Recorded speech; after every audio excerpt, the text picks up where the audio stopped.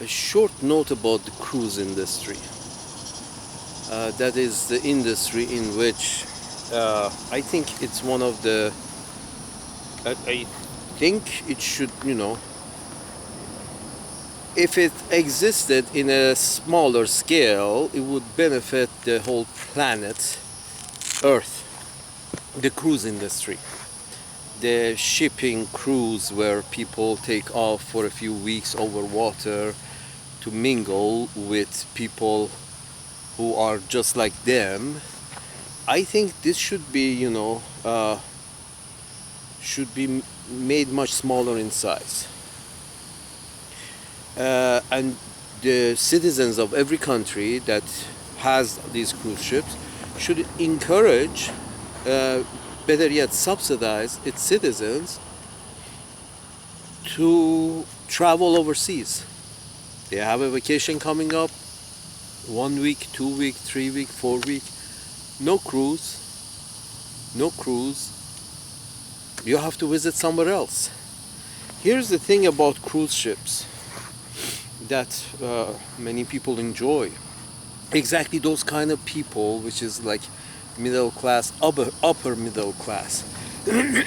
Exactly those kind of people are that you find the most in pink skin land. I'm talking about in the pink skin land. Middle class and upper middle class and above are the ones who are really not in touch with are there other perspective in the world, because one, the media doesn't reflect other perspectives to my pink skin friends. The media in the pink skin land, like 3 people own it, maybe 5, but I don't care their persuasion. It's just so concentrated that that very few people determine what is reflected, what perspectives are reflected. And if a certain perspective is reflected to you that reflects exactly you, a mirror, then you fail to see that maybe I'm in the minority. Maybe the reason because here's the thing.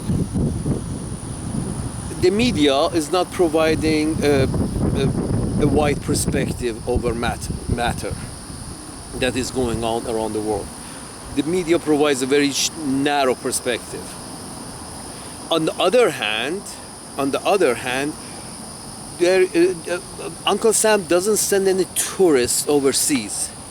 Anybody who has enough money to spend on vacation takes a cruise instead. It's much more fun, and you don't have to deal with shit, and you only encounter people within your economic class. Let's put it this way.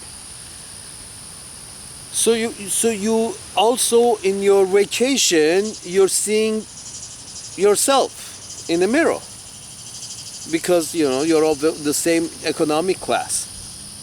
So the media is reflecting you. The media has branched off from left to right, and mostly right branched off and became, the voice of stupidity, the voice of every man for himself.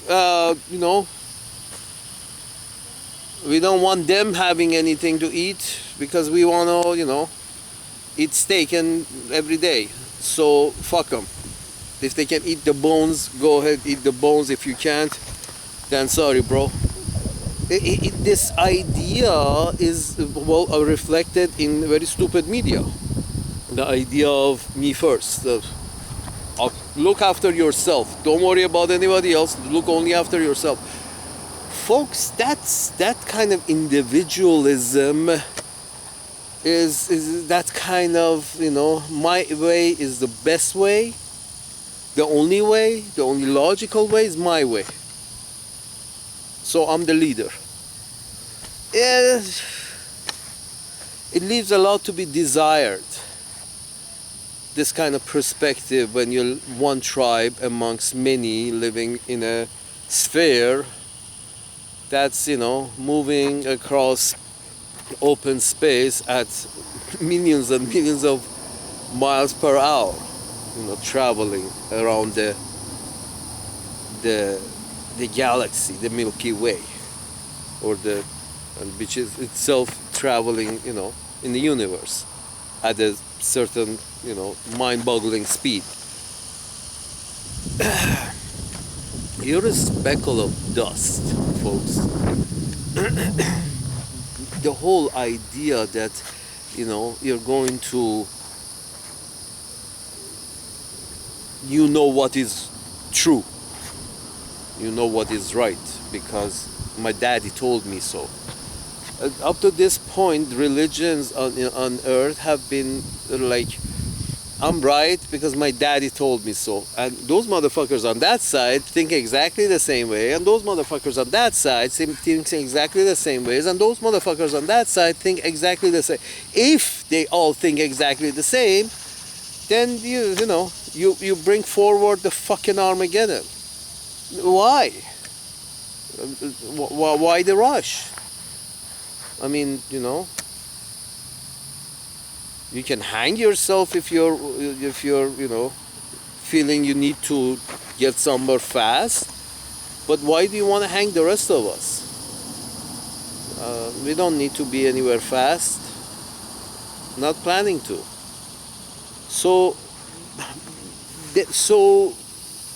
the whole idea that one way that can this be helped is through tourism. Tourism gives you, first of all, the media, if they can open their mouth and provide another perspective, an opposite perspective of whatever branch of media they are, right or left, if they can provide an exactly opposite perspective, go to the law of fair and balance, not the, not the title of we are fair and balanced. No, not the title. No, the law. Go back to the law. Say that both extremes. At least you want to show the extreme. You are the extreme. So then you must show the other extreme as well. Talk with the guy who represents the other extreme. But I mean, because the best way to go is to have contact. If you can change the laws so the media can provide that kind of vicarious contact through providing all the information from both sides. If you can, especially planetary, we are speaking, both sides of the whole, with no bias. If you can provide that environment, that would be good. Better yet, provide that environment and also incentivize international tourism. Uncle Sam, love you, man. Decentivize cruises and incentivize international tourism, because many good things comes out of it. A lot more good things comes out of it than whatever money the cruise ship industry is making. You know what good comes out of that? The good that comes out of incentivizing tourism. One, better understanding of the world around them firsthand. That's a good thing, whether young or old or middle-aged, doesn't matter. If they can get a better understanding through their own eyes, feely, touchy, through their own eyes, they can get a better perspective of the rest of the planet. Then, you think that they would be, more in touch with reality, because reality doesn't exist at your neighborhood, and then the rest of it is not reality. Reality ends at my neighborhood. The reason the guy thinks reality ends at his neighborhood, all these, the Trump voters, the reason they think, because anybody they know they know owns a boat. They live in a neighborhood that is a boat neighborhood. So everybody has a boat. So together they go to rally. But what is, left out of this picture, because there is no international tourism, the media is extremely one-sided, and they may both exist right and left, but then they have their exclusive listeners, right and left, which, like a mirror, pass and take the same information, whatever extreme it is.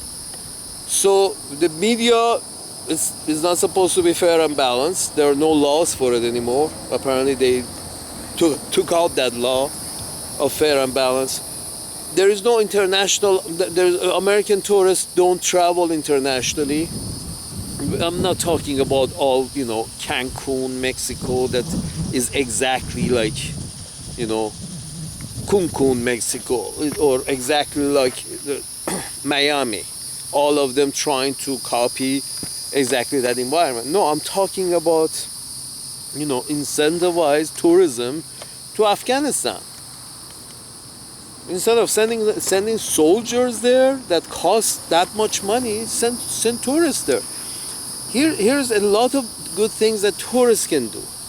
Uncle Sam, you have to incentivize tourism and decentivize this cruise industry and any kind of way that Americans can get even when they go away to observe the world around them. They go to specific places, which be it Las Vegas or be it in cruise ships. They meet and mingle on their vacation time with exactly the same people as themselves. The same economic class, education class, information class. And then at home they also live in exclusive neighborhoods, that a boat neighborhood or a no boat neighborhood or a broken down neighborhood.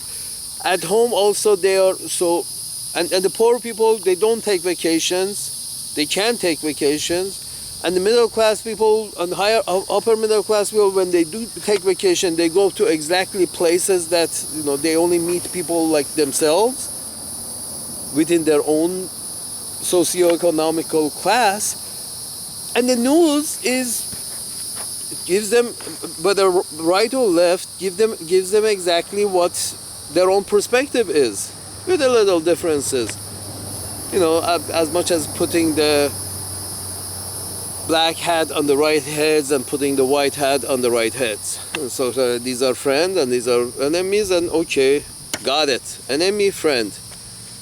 Tomorrow it may change, but the guy has a fish memory. He doesn't remember that, it changed. Yeah, 30 years ago these guys were friends and now they're enemies, and tomorrow they may be friends, depending on, who gets paid. You don't get paid, but, well, you got to follow the party line.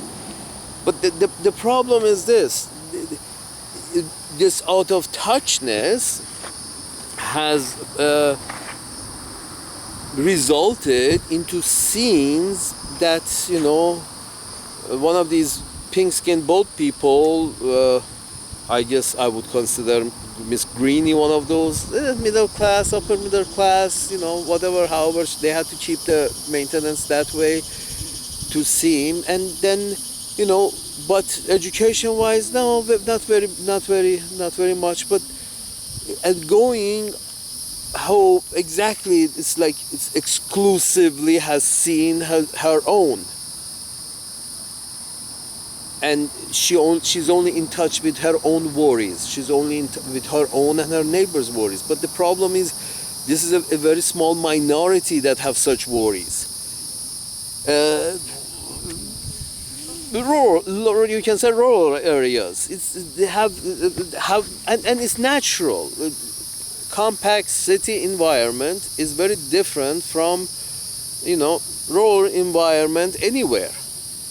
And you can see that the difference between AOC and Mrs. Greeny is that AOC is exactly minority urban city, and her worries are much different, and sometimes the opposite of Miss Greeny's worries, because she's living in a rural area with, with whatever kinds of employment opportunities or income opportunities available there, and other kind of worries. So yeah, well, it is what it is. But the fact that AOC is the one has been in the big city. In big cities, you get in touch with all kinds of people and get to hear all kinds of worries, a lot of worries, all kinds of worries. But Miss Greeny, it seems, she's blonde girl from Georgia. Basically, her worries are very specific to her, neighborhood, to her exact, and she hasn't had any contact with any brown or black people in general, to a minimum contact. Overseas, not at all. Maximum, the American international tourists, mostly it's like, let's have a good time. Mostly south of the border in Mexico, a couple of, resort towns. The resort towns are basically your own town. It's just with a little Mexican flavor. That's why, they make them so you can feel at home. So a resort town is not exactly getting a feel for the fucking place, the country. I mean, you want to go to Mexico, you got to go to Mexico City. But very few do. So Uncle Sam needs to incentivize everything. Things that, here's the thing. Why is it good for Uncle Sam to incentivize this? It's good because Uncle Sam, if the ideas spread, instead of sending soldiers, you can change, and instead of sending soldiers to forcefully change them, you can change them with ideas, with taking your people and giving them ideas over there. Send them teachers, send them tourists, incentivize teaching in shed holes. Incentivize your young folks to go over there, incentivize it, to go over there and teach. If you say your ideas are better, great. Send the ideas with people who are not armed, who go there with a little money. And even if you want to help those countries, when you incentivize tourism, your tourists go over there and spend a little money, and that helps their country as well. I think stop this cruise industry, folks. You can basically put it down as low as say is that over 500 people in a ship is unsafe. Come on, 499 people in a ship. More than that is unsafe. So when you do that, the profit incentive is not there, because profit in the cruise industry is if you can load a very large number. So if you kill the incentive of large numbers for them, it will stop. It will become much less. It becomes more like a casino. At least not a couple of thousand people at a time, 200, 300 people at a time, and they're going to be mostly casinos. But let the people, at least who are not there for the casinos, let them go overseas. I mean, you want to help Honduras? Send them tourists.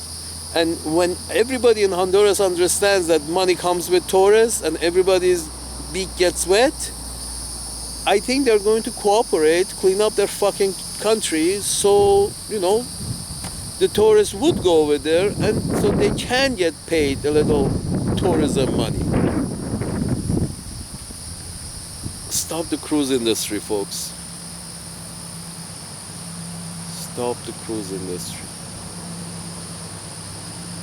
Love you, Uncle Sam.